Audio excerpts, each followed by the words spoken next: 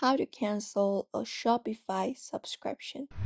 Hey everybody, if you would also like to cancel your Shopify subscription, you may just follow up the process that we will be showing on our screen right now. So first of all, you may just head over the admin page, which is admin.shopify.com. And once you are there, you may log in into your account and you should be finding your account in the top right corner.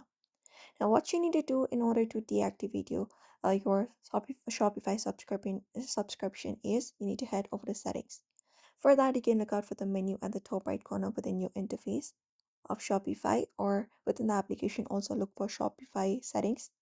And here we have it in the bottom right corner, tap on it and open up the settings within Shopify like this. Now, once your settings opens up, you need to look out for the option called plans within the options given. It is right at the second option right below general. You can tap on it once you find it up and expand it on your screen. And once you expand it up, there it will show you your option here. So we have right now I have this free plan available, but if you have subscription, there also you will be finding subscription option, and right below it you will be finding option of cancellation. You just need to go ahead and tap on cancel, and once that is done, you need to confirm your action by entering your password. So you may just go ahead and do so, or you may deactivate your store within the Shopify admin panel, and that way they will give you option for cancellation.